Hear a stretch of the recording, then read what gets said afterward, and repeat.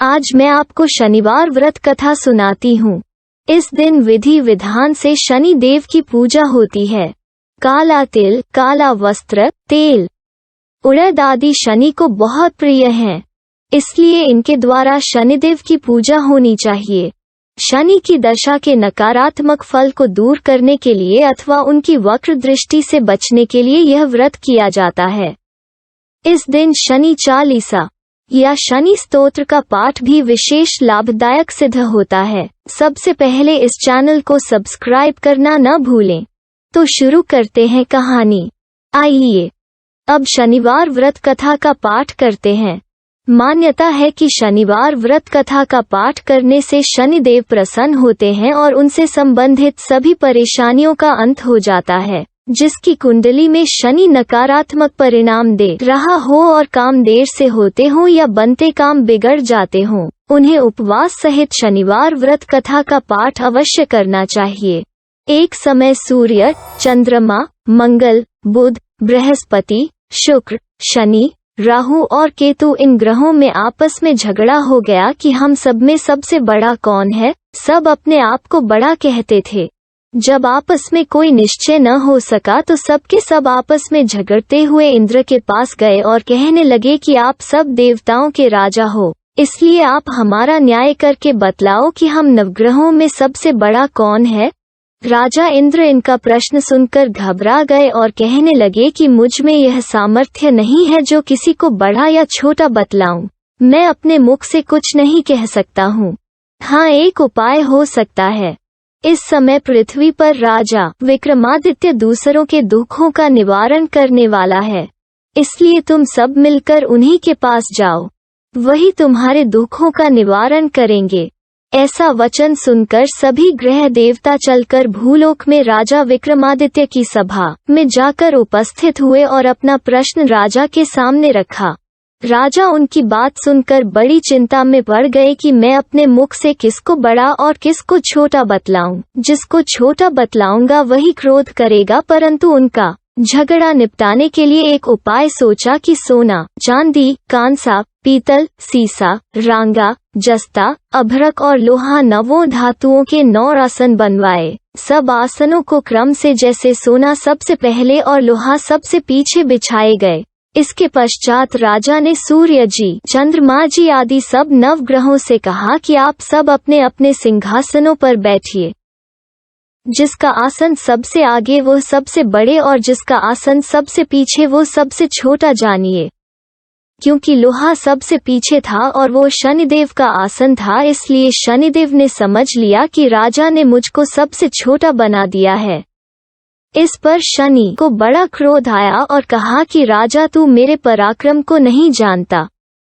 सूर्य 1 राशि पर 1 महीना, चंद्रमा 2.25 महीना 2 दिन, मंगल 1.5 महीना, बृहस्पति 13 महीने, बुध और शुक्र 1 महीने, परंतु मैं एक राशि पर 2.5 अथवा 7.5 साल तक रहता हूँ। बड़े बड़े देवताओं को भी मैंने भीषण दुहक दिया है। सुनो, श्री राम जी को 7.5 आई और वनवास हो गया और रावण पर आए तो राम ने लक्ष्मण को सेना लेकर लंका पर चढ़ाई कर दी। रावण के कुल का नाश कर दिया। हे राजा, अब तुम सावधान रहना।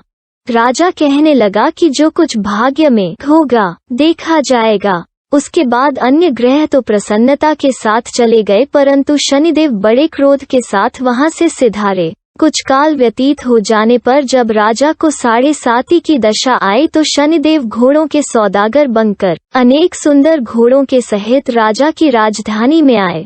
जब राजा ने सौदागर के आने की खबर सुनी तो अश्वपाल को अच्छे अच्छे घोड़े खरीदने की आज्ञा दी। अश्वपाल ऐसी अच्छी नस्ल के घोड़े देखकर और उनका मूल्य सुनकर चकित हो गया और तुरंत ही राजा को खबर दी।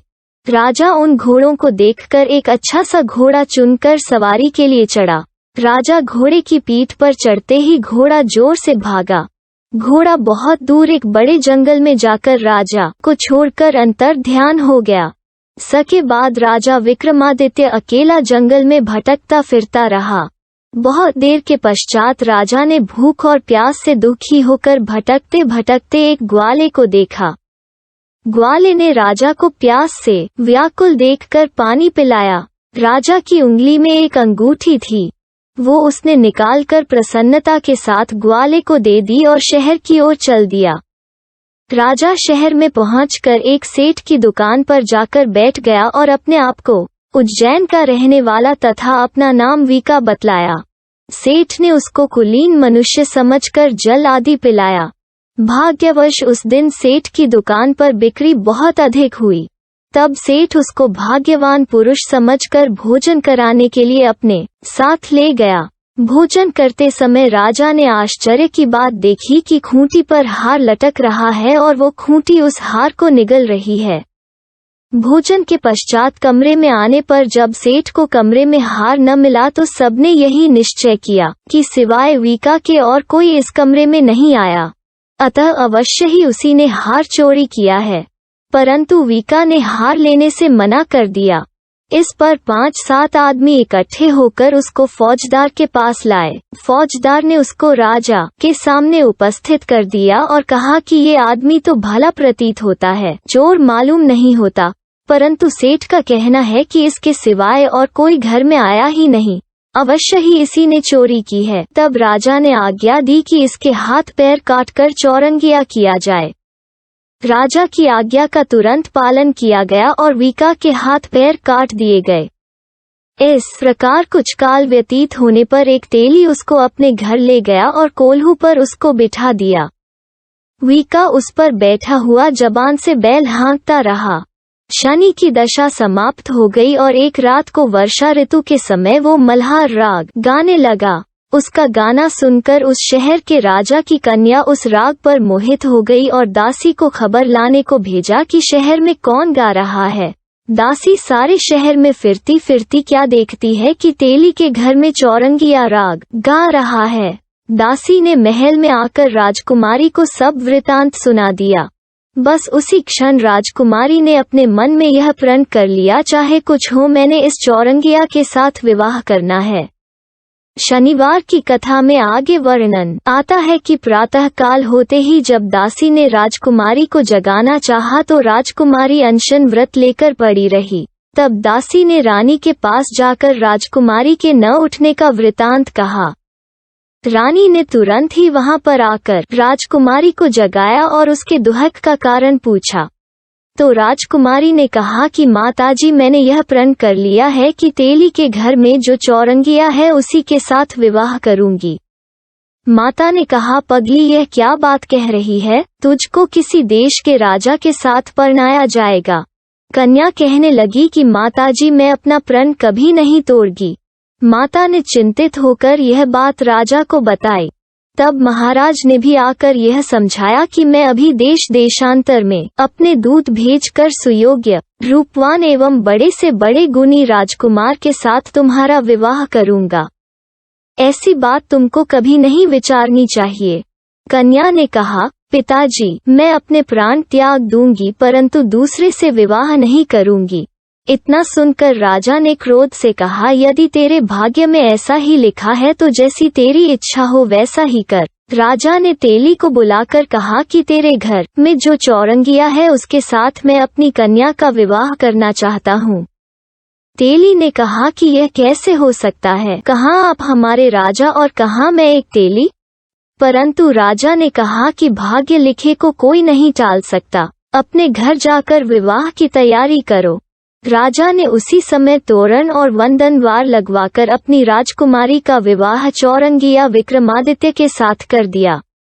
शनि व्रत कथा के अनुसार रात्रि को जब विक्रमादित्य और राजकुमारी महल में सोए तो आधी रात के समय शनिदेव ने विक्रमादित्य को स्वप्न दिया कि राजा कहो, मुझको छोटा बतलाकर तुमने कितना दुहक उठाया। राजा ने क्षमा मांगी। शनिदेव ने प्रसन्न होकर विक्रमादित्य को हाथ पैर दिए।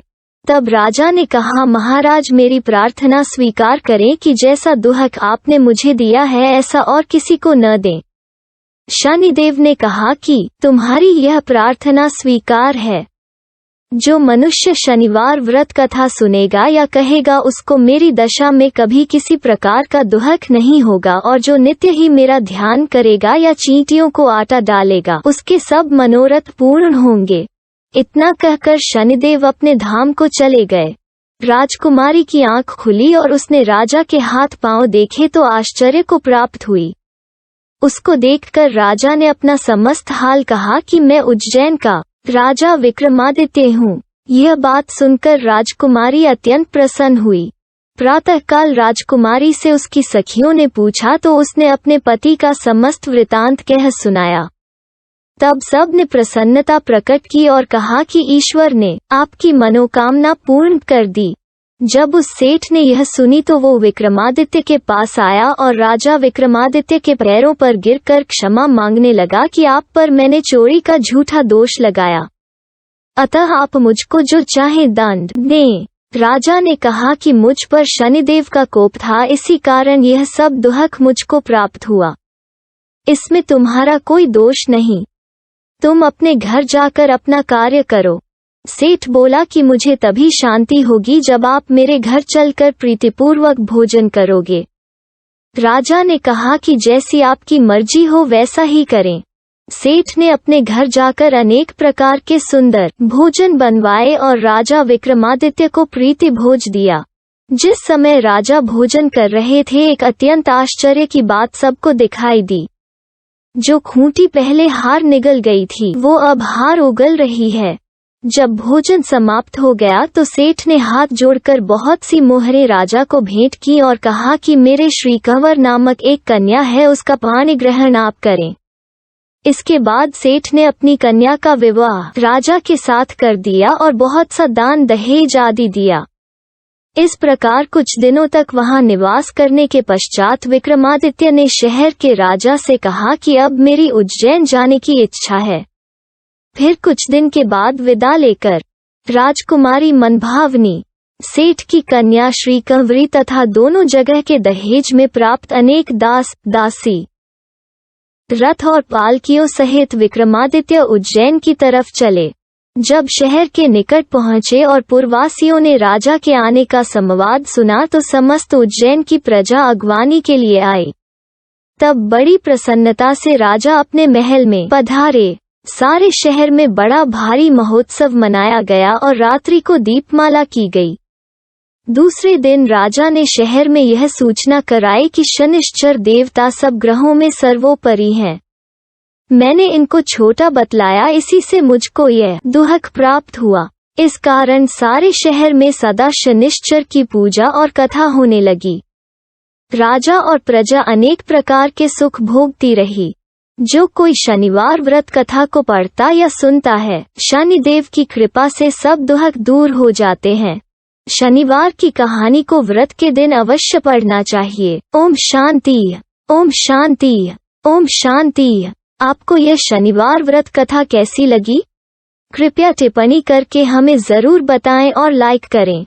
साथ ही इस वीडियो को ज्यादा से ज्यादा शेयर करें। और हाँ, हमारा चैनल हिंदी पथ सब्सक्राइब करना न भूलें। धन्यवाद।